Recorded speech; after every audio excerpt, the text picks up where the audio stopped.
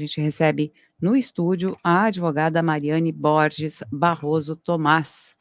Ela que recorreu à justiça aí buscando uma explicação mais precisa da prefeitura sobre o impacto das bombas instaladas na estrada do Engenho.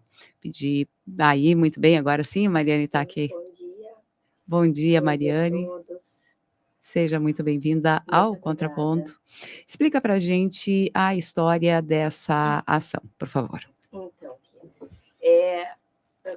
veio a notícia, né, da evacuação das áreas de risco, acho que foi numa terça-feira, e aí nós moramos ali no Recanto de Portugal, e eu queria informações, até peço desculpa para vocês que eu estou meio sem voz, porque ontem nós fizemos a vistoria ali na estrada e eu peguei chuva. Mas, enfim, nós moramos ali do outro lado do Recanto, e aí eu queria saber notícias daquela parte ali que é mais conhecida ali da cidade de Viseu e tal. E aí eu entrei num grupo e aí o pessoal já estava falando das bombas, apavorados, porque ninguém sabia o destino dessas águas, falavam que ia cair ali no canal, mas supunha-se que o canal ia aumentar o volume, então a tendência dessa água, pelo bom senso, seria se espalhar para uma área que já é de planície e que não tem nenhum dique de contenção, não recebeu sequer, né, sacos de areia que utilizaram em alguns locais, né? Então não tem bomba, não tem dique de contenção e refletiria ali naquela região. Concomitante àquele assunto, começou a aparecer o pessoal do Areal também muito preocupado, porque o pessoal do Areal já tem reclamado muito de alagamentos ali na Ferreira Viana e adjacências, supostamente em razão de uma construção feita pela Porto 5, tá? Que estaria... isso está tramitando na justiça, né? Se fazendo perícia, enfim, para ver se é se é originário daquele prédio, mas fato inevitável é que a olho nu nós passamos ali seguidamente na Ferreira Viana e já tem alagamentos ali naquela região. Então, eles já estavam sofrendo com alagamento prévio, ficaram preocupados com o aumento das águas e ainda possível vazão a mais lá para o bairro. E aí aquela discussão se tomou conta das redes sociais, eu tomei a iniciativa de falar com o vereador, que não sabia exatamente aonde cairiam as águas. Inicialmente disse que seria na Chácara da Brigada, que está ali bem na intersecção Canal São Gonçalo, Arroio Pelotas. Sim. Depois, não, mas é que essa água depois vai para o São Gonçalo. Eu digo, tá, mas e o tratamento dessas águas? Porque já havia notícia que em algum momento essas águas chegariam altamente poluídas, com sedimentos, né? Trazendo doenças também. Então, eu me preocupei com essa questão de saúde pública e considerando que o canal São Gonçalo ele tem 76 quilômetros de extensão e ele passa pela área urbana, eu queria saber aonde que escoar essas águas e o que a prefeitura faria para prevenir doenças na população. E aí foi tudo muito concomitante, tá? Concomitante, o pessoal, os próprios moradores começaram a enviar e-mail para o Ministério Público pedindo explicações. Questão de 2 horas depois foi enviado um ofício pelo SANEP informando apenas que tinha sido feito instaladas essas bombas pela parceria público-privada e que essas águas escoariam no São Gonçalo, sem dar mais explicações que seriam suporte das bombas leste, tá? E aí saiu também na mídia questões que elas seriam de alta vazão, inicialmente seriam 15, aí depois passou para 8, aí eram 5. Começou, tá, mas afinal quantas bombas são? Hoje, quer dizer, até ontem nós tínhamos 8 bombas lá, e segundo o que foi informado pelos empresários que patrocinaram, essas bombas dariam uma vazão de 20 mil metros cúbicos de água por hora. Eu digo, meu Deus, isso é muita água? Se for contabilizar, naquele momento eram 5 bombas, são 100 mil metros cúbicos de água por hora, numa região que já é alagadiça, que não tem dique de contenção, que não tem bomba para escoar para outra região. Eu digo, isso aí não está bem explicado, né? Apesar de que agora ontem na vistoria disseram que não, que 20 mil metros cúbicos de vazão é no dia inteiro. Sim. Então, e aí eu comecei a ir atrás de informações e nada batia com absolutamente nada. Fui em busca do nome desses empresários, né? Porque, em se tratando de obra, ainda que tenha iniciativa privada, ela prescinde da transparência da administração pública, porque a prefeita está atuando em nosso nome e ela tem que prestar contas do que ela faz com o patrimônio público, né? É por isso que ela ganhou, né, a confiança do povo e foi eleita. E aí ela começou a divulgar nas redes sociais que o que nós estávamos fazendo era fake news. E aquilo, claro, eu estou atuando como cidadã, tá? Eu gostaria de deixar claro isso, eu estou atuando na função de cidadã. O que eu ajuizei é uma ação de produção de provas, tá? Acessória é uma ação popular. Uma ação popular é um tipo de processo que qualquer cidadão pode ajuizar perante a justiça, desde que esteja em dia com as suas obrigações eleitorais, tá? Não é necessário que seja um advogado ou uma advogada, como exatamente, Quem é o não é autor necessário. desta ação popular? Quem é o autor? A autora sou eu, tá? E o meu marido, que é meu sócio, e o meu outro sócio também, somos os autores, mas nós atuamos como cidadãos, tá? Nós não estamos representando nenhuma associação, não estamos representando nenhum órgão, ninguém. Nós estamos atuando simplesmente como cidadãos, como qualquer outra pessoa faria. Só que, claro que nós temos um conhecimento jurídico por trás. E aquela informação aquele comunicado da Paula dizendo que se tratava de fake news, no meu entendimento, foi extremamente mal colocado, porque ninguém estava afirmando nada, como até hoje não afirmamos. Nós pedimos informações, é uma coisa completamente diferente. E ela, inclusive, em alguns momentos, chegou a dizer que nós estávamos espalhando que ela estaria jogando água em cima dos telhados de alguém. Não. O que nós imaginamos, pelo senso comum, pelo que se conhece da região, por uma questão lógica, de física, de conhecimento geral, que, por efeito cascata, em algum momento essa água vai chegar em algum outro ponto da cidade. O que a gente verificou ontem em loco, na vistoria. Depois eu vou explicar para vocês a diferença de vistoria para perícia. Tá? Por favor. Sim. Então, eu não gostei daquilo como cidadã, sabe? Como pessoa que, inclusive, votou nela. Eu digo, poxa, eu dei o meu voto para ela e eu estou pedindo explicação para ela e ela está dizendo que eu faço fake news. Eu não estou fazendo fake news, eu estou simplesmente pedindo explicações da forma de tratamento dessa água e de como ela vai chegar em outros pontos. E aí, nisso, claro, eu estava também fazendo evacuação da área, porque assim que foi feito o anúncio, nós cumprimos todos os procedimentos que a prefeitura enviou, e eu estava naquela confusão, começou a chegar pessoas para conversar comigo sobre essa situação, inclusive outros colegas. Aí foi ajuizada uma primeira ação de um outro colega que acabou sendo indeferida a ação. E aí, eu, no meio da confusão de mudança, com 2 filhos, aquela confusão toda, levei mais tempo para ajuizar a minha ação. E aí eu fui pesquisar mais a fundo, então eu peguei o plano diretor da cidade, né? Que ali se trata de uma região de planície de inundação, de acordo com o próprio mapa geológico da cidade, tá? Ali está. Vocês podem entrar no plano diretor, buscar o plano diretor da cidade de Pelotas, vai ter toda a lei municipal, e aí os anexos, tem os mapas, que eles explicam as características geográficas da cidade.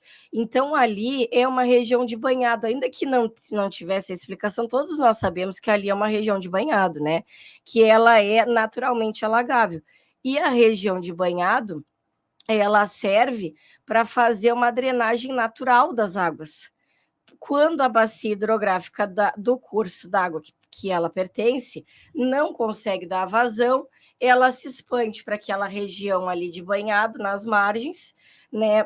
Prolifera a vegetação que é necessária para conduzir esses sedimentos de poluição, porque águas perenes elas não levam o sedimento para fora, né, da lagoa, elas não têm força. Então, a própria vegetação dessas matas margeáveis, elas servem como uma forma de proteger o meio ambiente desses próprios sedimentos poluidores que a humanidade produz.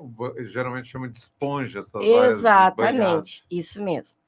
E aí eu pensei, poxa, mas essa área é tão interessante, ela faz, né, ela é muito necessária para o equilíbrio do ecossistema. Sim. E para a vida humana, né? Porque muitas pessoas não conseguem ainda associar a importância do meio ambiente com a vida humana. Então, inclusive, nessas discussões, tinham pessoas, não, mas a gente tem que pensar só em levar comida para o abrigo, ou eu quero salvar vidas. Sim, na verdade, tu fazer uma ação social dentro de um abrigo não quer dizer que tu não possa também buscar uma infraestrutura melhor para a cidade, para que outras catástrofes dessas não aconteçam. Não adianta a gente remediar um fato, uma crise, promovendo outra crise, né? E aí eu segui o meu estudo e aí cheguei ali numa lei estadual que o Arroio Pelotas ele é patrimônio estadual. E aí eu fui atrás do projeto de lei que embasou essa lei. Foi apresentado pelo Bernardo de Souza e ali descreve muito bem toda aquela região. Nós temos espécies de mamíferos, de aves, é uma infinidade de diversidade ali naquele local, animais em extinção. Aí, se tu pega o plano diretor, tem áreas com pessoas mais assim, que não são favorecidas financeiramente ali, que seriam atingidas por uma água vazada de forma inadequada. E assim eu fui criando a minha tese, enquanto a do colega acabou sendo indeferida. E eu ajuizei a minha ação no plantão, acho mais de meia-noite, acho que foi uma terça-feira que encheu o arroio. Inclusive, um fato muito interessante que tem no meu processo é que no dia 11 foram feitos testes das bombas. E do dia 12 ao dia 13, nós observamos um aumento enorme do Arroio Pelotas, porque foi colocado um sensor lá. Na verdade, se exigiu, porque só tinha o controle do Laranjal e do Canal São Gonçalo. Só que todas essas águas se comunicam. E nós lá não tínhamos nós tínhamos só a medição dos próprios moradores, as réguas que se colocam ali para analisar as águas. E aí foi recebido no plantão, na madrugada, como é uma ação popular. O juiz, o doutor Bento, foi uma pessoa maravilhosa, excelente, ele leu o processo na madrugada. Tá? A Elisângela nos atendeu no plantão, porque como coincidiu com o dia do aumento das águas, o pessoal estava desesperado atrás de mim, tu não vai ajuizar a atuação, tu não vai, meu Deus, aí bota o filho para dormir, dá a janta para o outro, aquela função, e a gente naquela correria. Eu sei que se chegou a despachar no processo às 3 horas da madrugada pedindo os títulos eleitorais, porque é uma ação popular, como eu disse para vocês. Sim. E aí era nós procurando o título para juntar no processo. E aí veio uma manifestação do Ministério Público dizendo que não, que aquele ofício do SANEP já respondia tudo. O que eu não concordo, né? Aí, nem como advogada, nem como cidadã. E eu acho estranho também esse posicionamento do Ministério Público, uma vez que eles, de acordo com a informação que tem no processo, eles participam da sala de reunião lá de gestão de crise, e nunca se perguntou o destino dessas águas, o tratamento dado, que local seria escoado.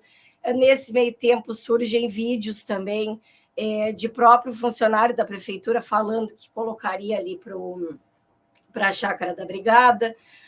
Tem um outro chocante que eu acho, não sei se vocês viram, que é uma água lodosa marrom sendo jogada no meio da cidade, no perímetro urbano, muito próximo às residências, e até um funcionário da prefeitura dando risada, porque aquelas bombas funcionaram. Eu fiquei chocada com aquilo, eu digo, meu Deus, que quantidade de poluição, de onde que vem essa água? E ontem ele disse que era do fundo daquele canal que tem ali do lado do dique, porque a estrada do Engenho é considerada um dique. Então, ali, aquela água, pelo que se entende, recebe o esgoto da cidade. Então, eles estavam fazendo teste e retirando água de esgoto sem tratamento, colocando na superfície da terra dentro de um perímetro urbano onde passam as pessoas. Inclusive, há pouco tempo foi, né, feito um loteamento ali, o loteamento da estrada do Engenho. Para as pessoas que moravam numa área ribeirinha, em condições de precariedade. de precariedade, então o governo deslocou, né, essas pessoas para uma área próxima ali. Exato. Mas, ao mesmo tempo, também colocaram umas bombas que não se sabe para onde vai. Então, afetaria essa região ribeirinha, afetaria o areal e afetaria o Recanto de Portugal. Então, e aí começou, tá, mas empresários não tem, só aparece o Lauro Ribeiro, né, como financiador. E aí, numa pesquisa prévia, consta ali no site dos registradores que ele tem ou teria, em média, de 40 imóveis em CNPJ dele ali naquela região. Tá? Não sei se são atuais, mas existiu alguma movimentação no nome dele em imóveis naquela área. E aí o pessoal se sentindo muito lesado, porque uma obra pública ela tem que atender a todos e não uma parcela, né?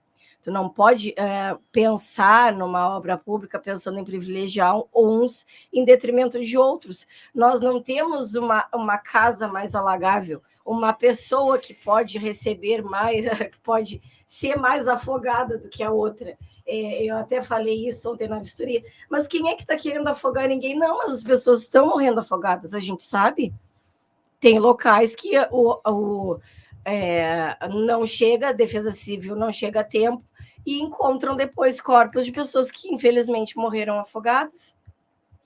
Então, apesar do parecer desfavorável do Ministério Público, foi deferida a perícia e a vistoria. Então, a minha tese jurídica foi no seguinte sentido, de fazer uma cautelar de antecipação de provas.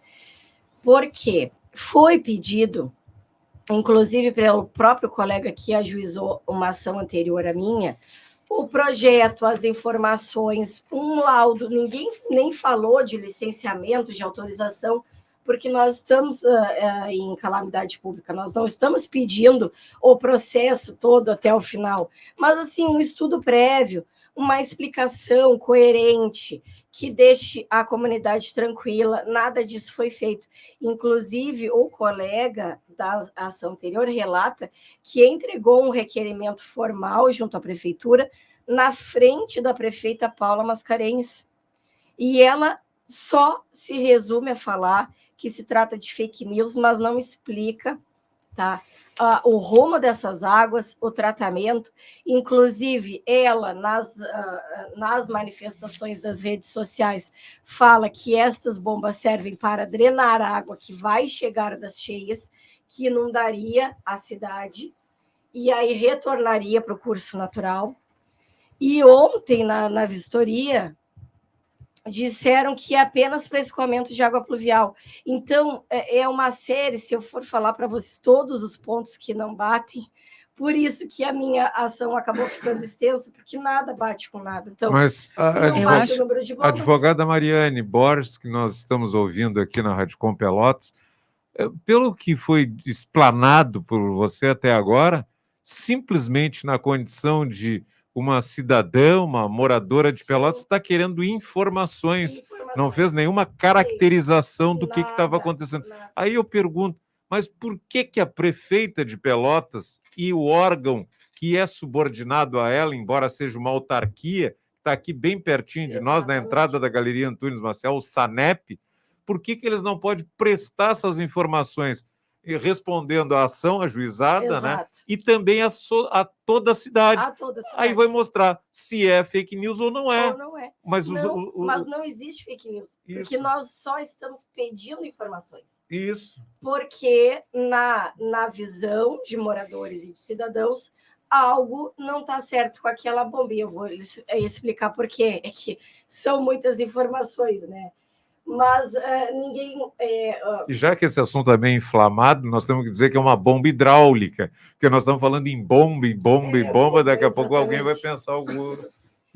E aí, o que acontece, gente?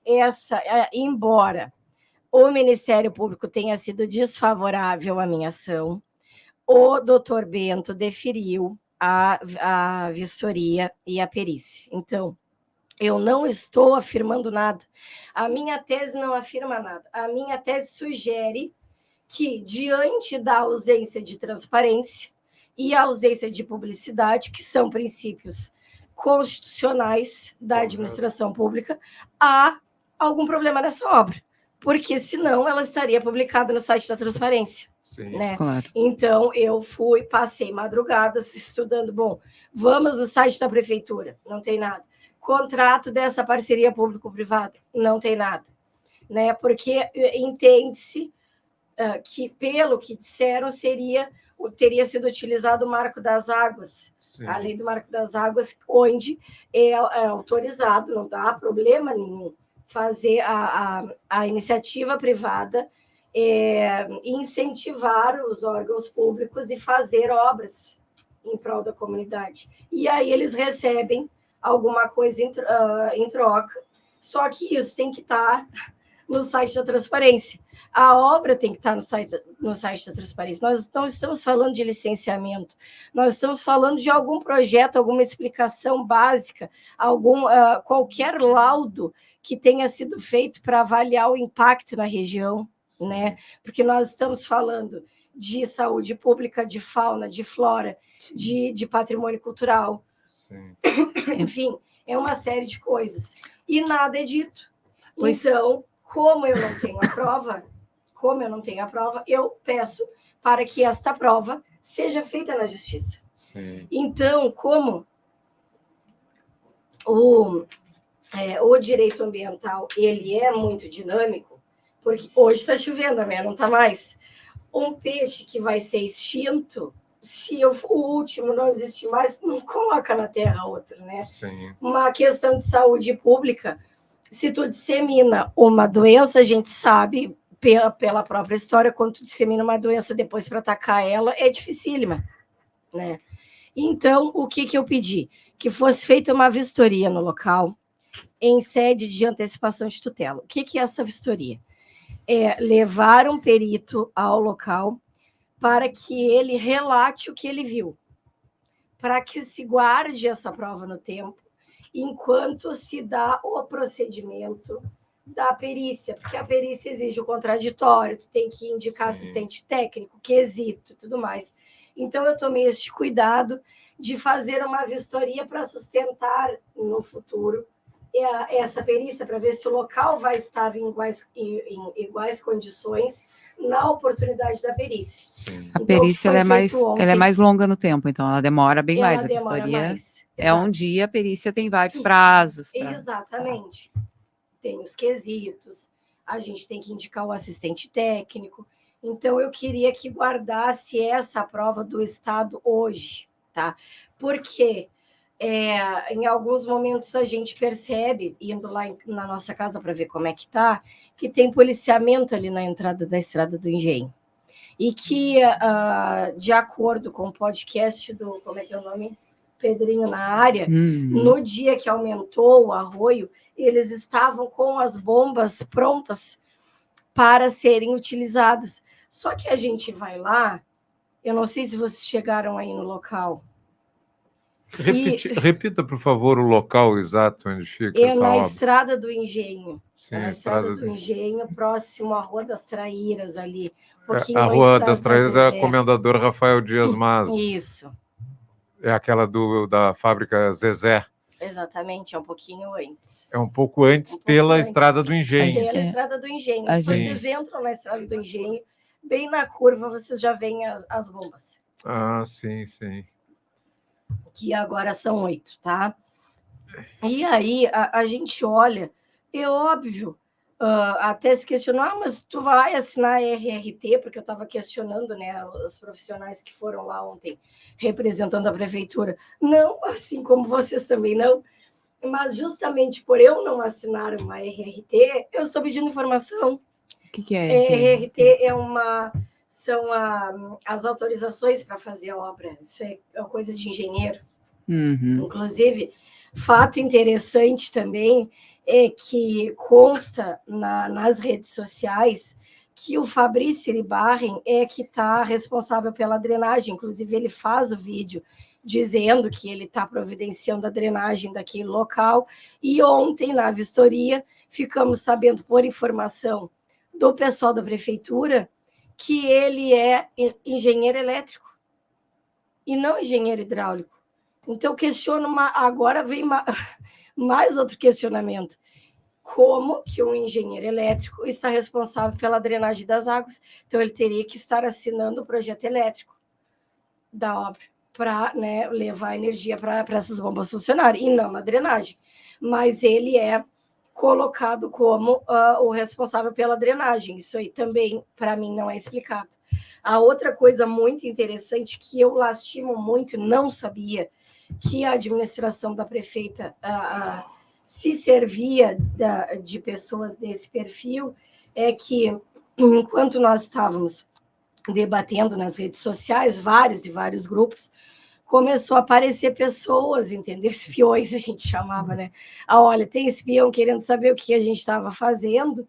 E, assim, tem um senhor chamado Telmo Lena, que, em princípio, pelo que eu achei, ele seria algum assessor ou secretário da prefeitura, que ele até chega a me ofender num dos grupos. Ele buscou conversar comigo no privado do WhatsApp, né? E ele ontem, eu vi que ele postou um stories dizendo assim, com uma foto numa sala de reunião: será que em Porto Alegre deve ter alguma advogada Rivotril tentando atrapalhar o trabalho dos profissionais como temos em Pelotas? Então, eu queria questionar também a administração pública de Pelotas. Quem é Telmo Lena? O que ele faz? Porque envolvimento com a prefeitura ele já teve. Ele consta, ele dá a satisfação das obras nas redes sociais. É esse tipo de pessoa que a prefeita coloca na prefeitura, que vê o cidadão que reivindica o seu direito como louco? É com essas pessoas que ela trabalha? É assim que eles nos veem? Isso eu gostaria de saber. Fiquei altamente chateada, não me sinto nem um pouco ofendida, porque, para mim, isso não me ataca, porque eu estou apenas exercendo o meu direito de cidadã, mas lamento que tenham pessoas assim, trabalhando na prefeitura. Não, eu acreditava que a equipe era de pessoas sérias, comprometidas e que respeitassem os outros. E o que eu estou fazendo não desrespeita ninguém, apenas relata os fatos e pede que as provas sejam feitas na justiça, já que ela não as apresenta administrativamente. Mas o retorno, primeiro da prefeita, que eu acho antiético, é responder que é fake news, e pessoas ligadas a ela, né, insinuando que quem reivindica seus direitos ou procura explicação da prefeitura é louco, ou é nervoso, não sei, Rivotril é para quem está nervoso, ansioso. E mulher, né? E mulher. Eu acho, né? assim... Então, assim, ele falaria isso para um homem? Exato, claro. Em Porto Alegre, Claro. Clarissa, e a advogada Mariane, talvez tivesse uma advogada como a Mariane, a catástrofe lá em Porto Alegre não tivesse as proporções que teve. Eu acho que essa questão eu gostaria de esclarecer, isso não me coage e não me tira do foco, em momento algum. Só lamento o perfil de pessoas que estão acompanhando essa gestão, porque é uma questão humanitária, né? A calamidade pública, enchente, pessoas fora das suas casas, pessoas sem comida, cachorro sem a ração, pessoas tendo que viver com 10, 15 pessoas dentro de uma casa e gente ligada à prefeitura falando nesse nível. Isso é um nível muito baixo. Isso é muito triste. Sem dúvida. Essa questão da transparência, a gente sempre pensa, né, pelo menos me ocorre isso, que, vamos dizer, a falta de declarações mais precisas, a prefeitura talvez se apoie na ideia de que esse seja um tempo de crise, que então a coisa tem que ser mais acelerada. Mas, por outro lado, a falta de uma informação precisa também gera muita angústia entre moradores e moradoras, até porque, aí chegamos à fake news, um dos discursos mais fortes da prefeitura é de que a população escute somente a prefeitura. A gente sempre questiona, e nós somos, vocês advogados, nós aqui jornalistas, nós sempre questionamos quando a fonte é única. E quando um discurso que combate a fake news, ele também serve para unificar a validade da verdade de um único lado. Exatamente. Então, isso realmente, eu não estou dizendo que a prefeitura tenha feito coisas muito erradas, não é isso. Eu só estou dizendo que essa é uma situação perigosa, no sentido de que ela pode gerar uma ofensa para uma pessoa que faz um questionamento legítimo. Exatamente. Né? Se não fosse legítimo, o juiz não deferia. Parece que ela desautoriza toda a interpretação ou até uma pergunta, que é uma dúvida, que qualquer cidadão possa ter. Por que as pessoas não podem ter dúvidas e querer esclarecimento? Sendo que não há nada de informação no site. Se tem, e eu não achei, que eu acho pouco provável, porque eu sou boa de pesquisa, me mostre, me dá o link, me mostre o link. Eu não estou pedindo licenciamento, gente, eu não seria louca de pedir licenciamento numa situação de calamidade pública. Eu estou pedindo uma explicação, o que vamos fazer com a saúde pública dessa região que vai receber essas águas, aonde ela vai escoar, para quem que vai ser afetado. Inclusive, tudo é tão triste a situação, que ontem nós estávamos, os três lá, e todo o tempo o pessoal da prefeitura, quem estava era o advogado do SANEP, o procurador do município, um técnico do SANEP e mais um secretário da Paula, tá? Ele sempre... Tá, mas tu quer o quê? Falando assim comigo, né? De qualquer jeito. Tu quer o quê? Que a gente deixe alagar toda a cidade e se direcionava do canal para o centro. E eu disse, mas o senhor está esquecendo que aqui também é cidade. Então, para eles, o tempo inteiro, durante a vistoria, foi através de gestos, gestual, corporal, e falas que a cidade é do canal para o centro, do canal para o Laranjal, não é cidade. E por que colocar uma bomba? Na verdade, ali teria que ser o contrário. Nós teríamos que colocar bombas de drenagem para retirar a água daquele local e colocar em outro seco. E não colocar mais água onde já é inundável. E aí a explicação que eu achei fantástica do procurador do SANEP foi que não, é que aqui a gente escolheu essa área aqui, ó, porque ela já está alagada mesmo, aí a gente coloca mais água ali. Sendo que tem casas, tem moradores, aquele local, ela não tem a permeabilidade necessária. Mas vocês querem que a gente faça o quê? Primeiro, não sou eu que tenho que dizer, tu estás contratado para resolver o problema da cidade, não sou eu. Mas já que tu não sabe, eu te digo o que tem se feito ultimamente para conter isso em municípios que se preocupam com infraestrutura, é fazer grandes valas, grandes piscinões em locais de vazio urbano, tá? Tubulação, coloca as bombas em várias regiões da cidade, leva essa água toda para um lugar que não afete a população. Ninguém vai ser afetado, porque da forma que está ali, é melhor que não tenha as bombas. Dos três chegaram à conclusão. Porque vocês podem ver, qualquer pessoa que está andando pela cidade sabe, toda a área ali do Lago de São Gonçalo, Parque Uno Shopping, estava em área de risco, mas nunca fechou. Sim. Nunca chegou água no shopping.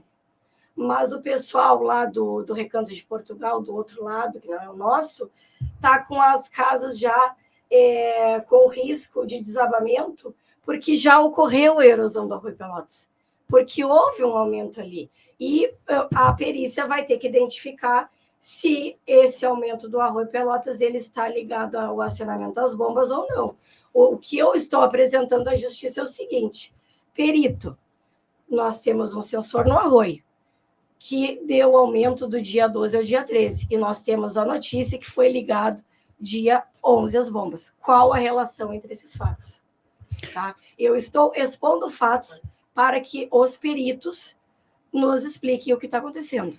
Esses sensores também foram colocados pela equipe da Engenharia Hídrica da Universidade Federal, o grupo aquele Hidrosens, que agora eles disseram que antes só tinha 2 locais, o São Gonçalo e também o canal de São Gonçalo e a Lagoa dos Patos, o Laranjal, e que agora eles teriam colocado em outras posições que não eram aferidas esses sensores. Eles têm E eu no Arroio imagino Pelotas. que esse local também deve ter sido alvo da ação técnica desse grupo colocado da depois. Faculdade de Engenharia. Tem Exato. aqui manifestação no chat, né, de pessoas comentando. Por exemplo, a Rosa Alice Ferro Amaro diz: Mariane honra o juramento que fez. Ah, Rosa. O advogado deve buscar a aplicação da lei, independente do status do postulante.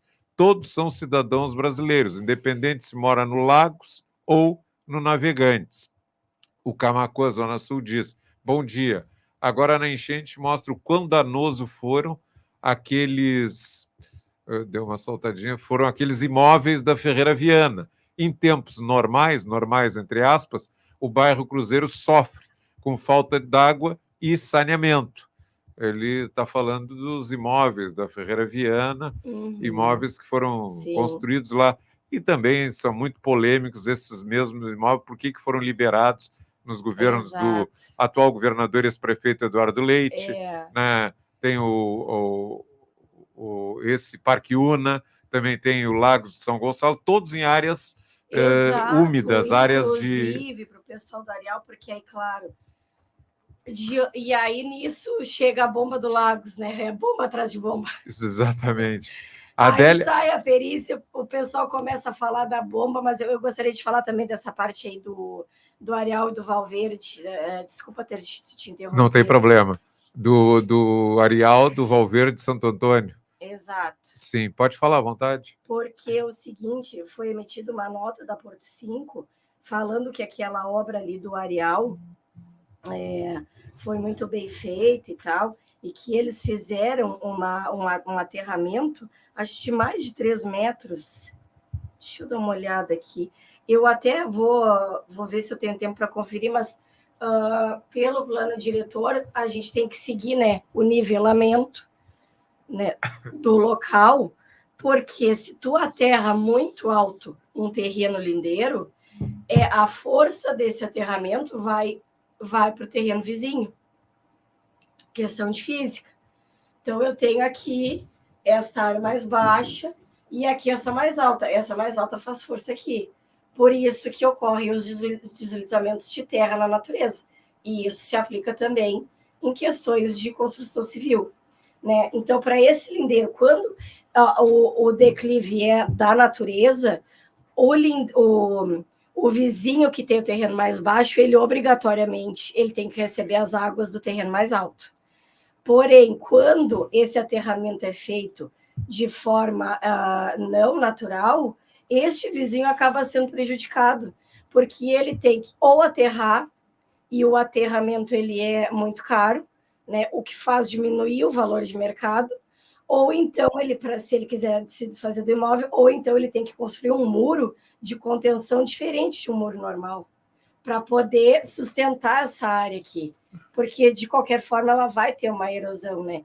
Então, isso são coisas que a gente tem que avaliar também, o plano diretor da cidade, porque quando eu estava construindo a minha casa, eu me lembro que eu li o plano diretor e ali tinha, acho que era até 1,5 metro, né, de altura.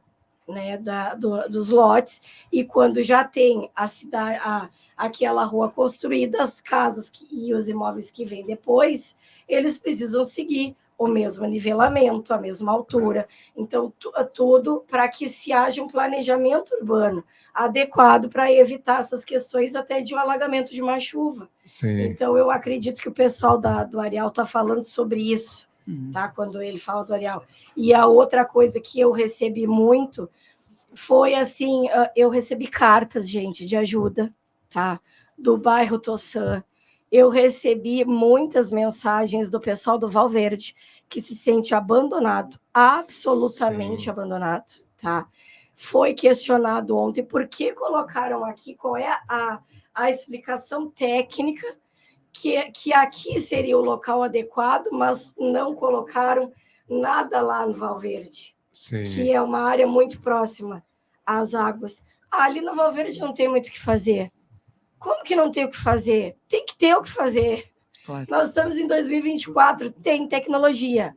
Basta ter bons profissionais. E eu imagino, como uma leiga, tá, que eu acredito que tenha que ter essas grandes valas. Vão colocar bombas no Laranjal e no Valverde e enviar para uma área sem população. E lá ela vai ser toda drenada. Agora, colocar num local que já tem água, não é, até porque, gente, o canal São Gonçalo, eu fui pesquisar por que o canal São Gonçalo é um canal, né? Porque tem coisas da geografia que eu já não me lembro mais, apesar de sempre ter gostado muito da matéria na escola. Mas o canal São Gonçalo, ele é um canal porque ele muda a sua direção, a depender de variáveis.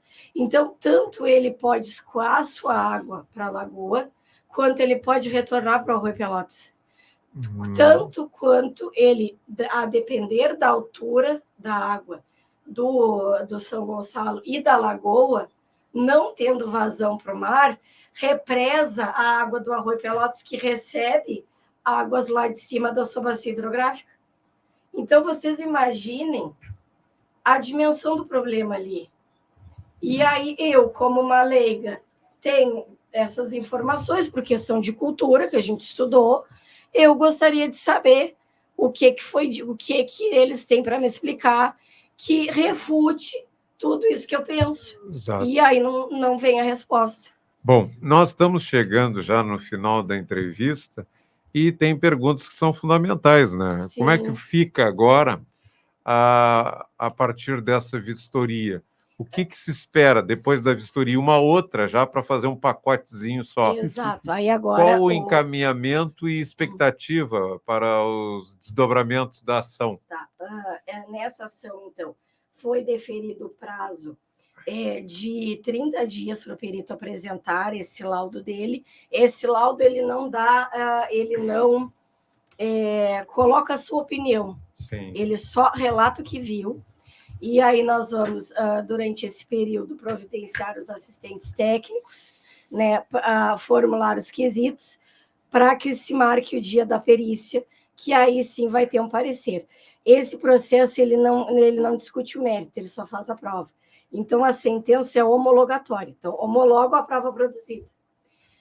Esse é a cautelar. Esse é uma cautelar. Produzindo essa prova e verificando, tá, a existência de alguma falha, ajuiza-se por, então, a ação popular, que visa anular o ato da administração pública. Tá? O doutor Bento despachou ali no sentido de determinar ao ente público juntar dos documentos, explicar sobre esse vídeo horrível que eu te falo, lodoso, sendo colocado. Então, vamos ver o que eles vão... Pelo que eu vi ali, não há manifestação, eles dizem que a bomba não funciona e tudo mais, dando uma evasiva, não vi nada, vou me inteirar, vou ler com mais calma, porque foi juntado entre ontem e hoje, mas continua sem a devida explicação, tá? E aí, verificada essa questão de ferimento de alguma regra do direito ambiental, aí se a ajuização pública... Porém, de qualquer forma, no meu entendimento, ainda que se diga assim, como diz o colega da prefeitura, que eu sou uma advogada que precisa de Rivotril, digamos que eu seja uma advogada que eu preciso de Rivotril. Não deu nada, a obra é perfeita, sabe? Não existe problema nenhum na obra. Faltou transparência da administração. Então, administrativamente, ela já está equivocada. E eu acredito, como cidadã e como advogada, que caberia, então, ao Ministério Público já providenciar uma investigação do motivo pelo qual ela não responde. Independentemente do resultado da perícia, há um fato de falta de transparência. Por que essa falta de transparência? Porque ela usou mais tempo espalhando que era fake news do que ela usaria para explicar e publicar o projeto. Ou publicar um laudo, um estudo, qualquer coisa, uma explicação. Olha, gente, não deu para fazer projeto. Só que a gente contratou fulano, nós estudamos isso, entendeu? E se chegou à conclusão que isso faz um bem para todo mundo. Não teve. Então, na minha visão, já há um ato, entendeu? Que não corresponde ao que deve ser legal, ao jurídico, né? Então, ao legalmente previsto. Bom, nós agradecemos a advogada Mariane Borges Barroso Tomás, que é do escritório Tomás e Barroso Advogados Associados. Além dela, também a presença do Roger Recarte Tomás, que é o seu esposo, e do Gelial Rames, que também faz parte do escritório. E aqui uma última uma manifestação do chat que tem tudo a ver com isso que foi dito agora. Sim. O Antônio Silveira Júnior, que é professor do IFSU, a antiga escola técnica, e é arquiteto, ele diz: sim, sou morador do Valverde, estou com a casa submersa e vi in loco de barco que, se não drenarem com bombas e outras estratégias, aquela água não vai escoar facilmente. O Alcione Silveira diz também: bom dia, Alcione. Essas posturas do poder público refletem a falta de compromisso com a totalidade da população. O grande problema das gestões é contábil, usar bens naturais a receita, Exatamente. Preservar a despesa. A propósito disso, nós também questionamos já a prefeitura aqui na Radicom sobre uma outra questão e não tivemos aquilo que a advogada Mariane busca, transparência. Nós queremos saber qual a quantidade de glifosato na água de Pelotas. Glifosato para a saúde é terrível, né? Até prejudica bebês. Tem estudos da professora Larissa Bombardi que dão conta disso. Ou ela reproduz essas informações. Atrás disso, então, eu me disponho. Nós precisamos saber qual a quantidade de glifosato que tem na água de Pelotas. Claro que agora a coisa está meio misturada, mas no momento de mais tranquilidade, queremos saber. Eu ajudar e eu quero muito ajudar o Valverde. De alguma forma, eu estou vendo que as pessoas estão desesperadas, se sentem abandonadas, as casas estão submersas. E a notícia que se tem lá da população é que não tem nenhum tipo de manutenção dessas bombas. E a gente viu ontem o descaso, quando a gente perguntou: gente, o pessoal do Valverde, pelo amor de Deus, aquela água está lá parada, ela não tem muito o que fazer. Tem que ter. Sim. Se não tem que criar, sabe? Eu acho assim, não tem solução, então tem que criar uma. Sim. Mas eu acho assim, gente, crie uma vala em um local, tem muito vazio urbano na cidade, lá vai ser direcionado essas águas. Sim. Né? A questão da vala. Só que tu tens que falar no microfone, meu Miguel. Aí, pode. Chega pertinho da tua esposa aí. O adendo que eu queria fazer, um parêntese, Sim. seria no sentido de que essas valas que a gente menciona, que a gente fala, em vazio urbano, seriam valas que poderiam ter mais de uma função, tá? A primeira delas seria colher água para não sobrecarregar o canal e nem o Arroio Pelotas, porque aquilo dá um impacto ambiental de grande monta, tá? Isso. E uma segunda função que eu recordo que de um tempo para cá, quando a gente chega no verão, a gente tem uma crise hídrica aqui que é assim... Principalmente no Areal e no Laranjal. Exato. Dizem que com a captação d'água que passa a ser feita no canal São Gonçalo, que agora está sendo construída, já foi, está pronta, em fase de teste experimental, Sim. uma estação de tratamento que tem lá na região do Capão do Leão, e que vai captar água do São Gonçalo e que vai ser responsável por uma melhora do abastecimento no centro, no Areal e também no Laranjal.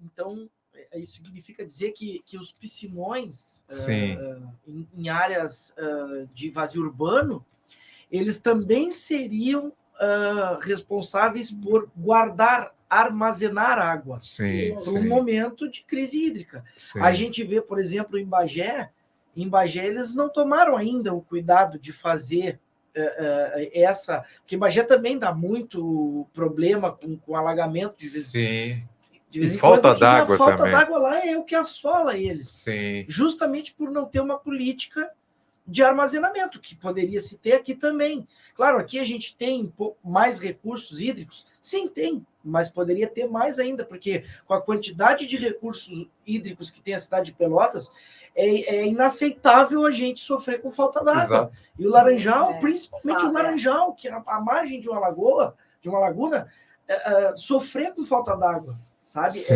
Então, esse é uma reflexão que a prefeitura tem que fazer, obrigatoriamente. Sem dúvida. São questões pertinentes e a gente reconhece a importância, o significado disso. Por isso que a vinda de vocês aqui é uma primeira, mas nós vamos querer, mais adiante, atualizar novamente, quando estiver avançando o processo, né, essa ação ajuizada pela Mariane e pelo escritório, e que vocês vão nos atualizando. E certamente que essa questão das inundações, das enchentes, tem sido trágica para o Rio Grande do Sul, ceifado vidas, destruído patrimônios, mas se a gente pode recolher um aspecto positivo, é que está sendo aberto um espaço para debater questões que estavam silenciadas e sem transparência. Exatamente. Então, isso está agora sendo debatido pela sociedade, para ver como é que nós vamos viver depois que passar toda essa coisa tenebrosa que nós estamos vivendo. Exatamente. Inclusive, eu gostaria também eu vou estudar, e eu gostaria de um espaço também para a gente debater esse projeto do Eduardo Leite de revitalização ali no arroio, no canal São Gonçalo, que ele publicou agora, um investimento de 17 milhões. Sim, sim. O que vai ser feito dessa natureza ali? Porque nós precisamos, gente, a vida humana precisa. É um direito, inclusive, constitucional, o meio ambiente. É um parque que está sendo construído, que ele propôs um parque ali na região também da Estrada do Engenho. Exatamente. Mas aquela região ali toda é protegida. É chamada de sítio charqueador. Ela é protegida pelo plano diretor da cidade, é protegida pelo Estado, tá? E pela União. E pelo Código Ambiental, porque o nosso comentarista aqui da Rádio Conde de questões ambientais, o Antônio Soler, ele já me falou que esse parque ele pode ser um avanço para a cidade, mas que ele não pode ser feito exclusivamente pelo poder público, sem debater com a sociedade. Exatamente. Que está totalmente assim, a sociedade está fora, está alijada desse debate sobre o parque que foi proposto pelo governador para essa região aí da Estrada do Engenho. Então, que a sociedade participe, porque senão é mais um exemplo de que esses governos, tanto da Paula como o dele, não gostam muito de ouvir a população e de dar transparência para os seus atos. Sim, exatamente. É muito complicado e, assim, nós sabemos que o Eduardo Leite já fez alterações à legislação ambiental, né, facilitando, né, a degradação do ambiente. Então, é uma coisa que eu peço que a sociedade de Pelotas se atente, porque, assim, gente, não há vida humana sem um ecossistema equilibrado, sem meio ambiente. Nós precisamos de um planeta sustentável para deixar para as nossas gerações, porque senão a coisa vai ficar muito crítica e nós vamos acabar vivendo uma catástrofe atrás da outra. Então, eu vou aproveitar para encerrar a entrevista com um elogio para a Mariane e para o escritório de um outro advogado, que é o Marcos Cunha, que é um advogado, foi vereador, conhece essas questões das relações do poder público com a sociedade, e o Marcos diz aqui, parabéns a Mariane pelo trabalho, e a vocês, que somos nós da Rádio Com, pela entrevista. Então, tá aí. Legal. Mariane, muito obrigado pela presença, agradeço a também ao oportunidade. Roger, Obrigada. ao Estamos à Geliel. disposição. Geliel, aparece aqui, dá um oi pro pessoal. O Geliel também, muito obrigado, Geliel, pela presença. E já está combinado, assim que houver informações novas que atualizem esse fato aí, nós vamos procurar o escritório novamente e agradecemos a colaboração e a clareza da exposição que foi feita por ti, Mariane. Ok, Muito bom. Muito obrigada, gente. Muito Obrigada. Obrigada, Mariane. São